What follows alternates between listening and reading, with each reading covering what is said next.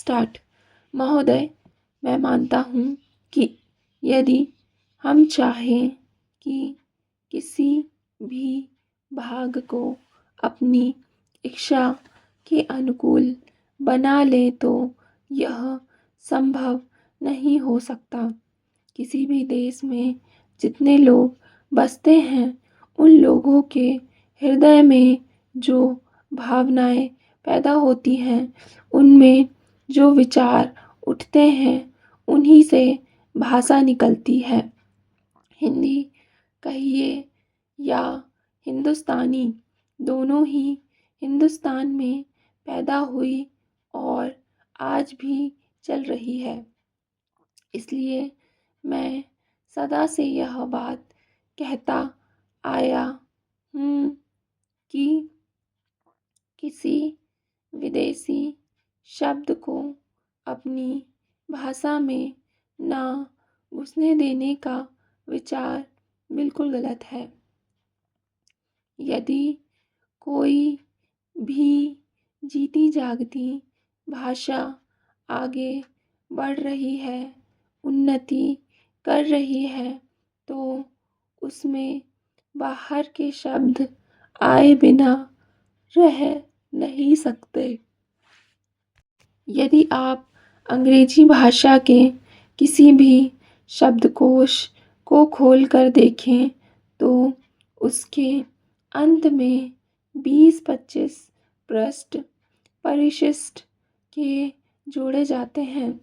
उन पृष्ठों में अंग्रेजी भाषा में जो नए नए शब्द आते हैं वे ही दिए जाते हैं।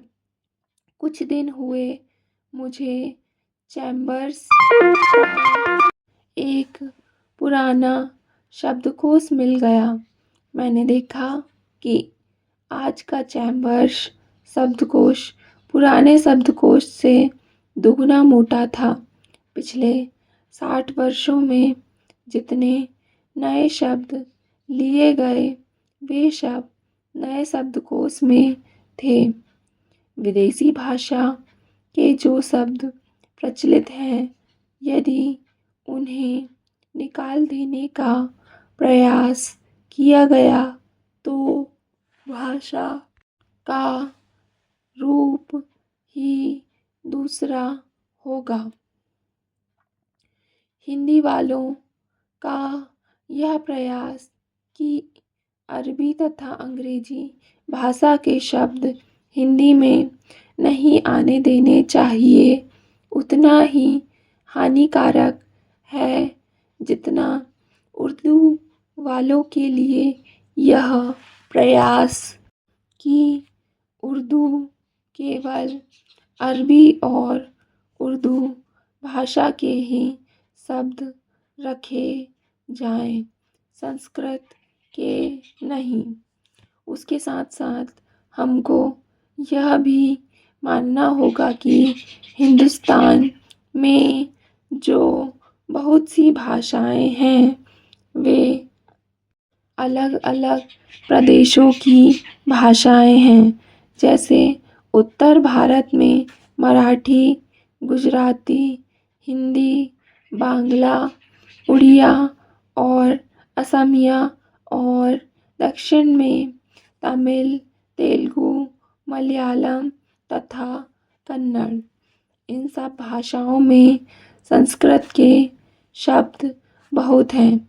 हिंदी को छोड़कर और किसी भी भाषा में उर्दू के शब्द नहीं मिलेंगे। देश में हिंदी को इस योग्य बनाना है कि लोग उसे सरलता से सीख सकें, इसलिए उसमें हिंदी के शब्द लेने ही पड़ेंगे, उससे बचा नहीं जा सकता।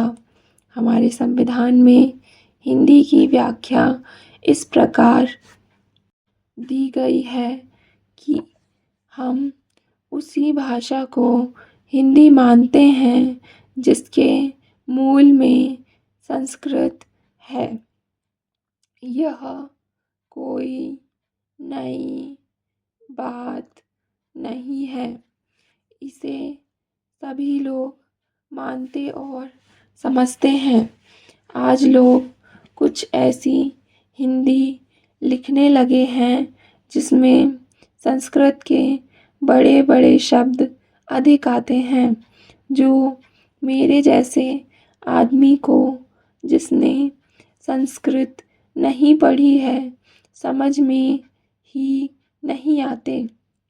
जो व्यक्ति संस्कृत या अरबी भाषाओं में से किसी को भी अधिक नहीं जानते, परंतु अच्छी हिंदी या हिंदुस्तानी लिख सकते हैं, उनको इतना समय नहीं कि वे संस्कृत और अरबी के बड़े बड़े शब्द लें। वे तो छोटे छोटे शब्दों में ही अपना काम निकाल लेते हैं। बड़े शब्द लेने हो तो वह दूसरी चीज़ है। महोदय, बोलचाल की तथा खबरों में प्रयुक्त होने वाली भाषा जितनी सरल हो उतना ही अच्छा है, और उसको समझने में हिंदी और उर्दू बोलने वालों दोनों को ही कोई कठिनाई नहीं होनी चाहिए। वहीं भाषा ठीक चलेगी।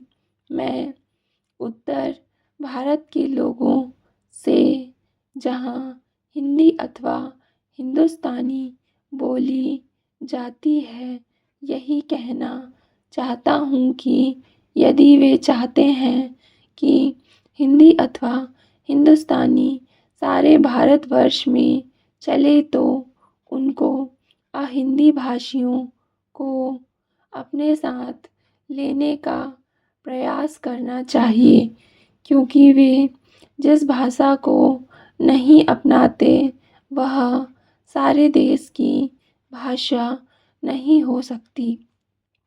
कभी कभी हिंदी भाषी भी हिंदी में लिखने का प्रयास करते हैं। यदि उनकी हिंदी हिंदी के व्याकरण की दृष्टि से जांची जाए तो हिंदी भाषी उसे स्वीकार नहीं करेंगे। मैं उनसे यह भी कहना चाहता हूँ कि उन्हें यह समझ लेना चाहिए कि हिंदी केवल भाषा में ही नहीं, बल्कि उसके व्याकरण में भी इतना हेर फेर करना पड़ेगा कि दूसरी भाषाओं के मुहावरे हिंदी भाषा में खप सके। भाषा तभी विकसित हो सकती है। मैं आशा करता हूँ कि हिंदी भाषा के इस प्रश्न को सांप्रदायिक रूप नहीं दिया जाएगा। उसे एक बार सांप्रदायिकता का रूप दे देने पर उसमें से निकलना कठिन हो जाएगा। इसलिए आवश्यकता इस बात की है कि हम इस प्रश्न को सांप्रदायिकता से परे केवल एक भाषा के रूप में देखें, और भाषा का अर्थ यह है कि अपनी भावनाओं और अपने विचारों को उसी के द्वारा दूसरों तक पहुंचाया जा सके। यदि राष्ट्रभाषा ऐसी भाषा बना दी गई जिसे कुछ ही लोग समझें, तो हमारी समस्या हल नहीं हो सकती।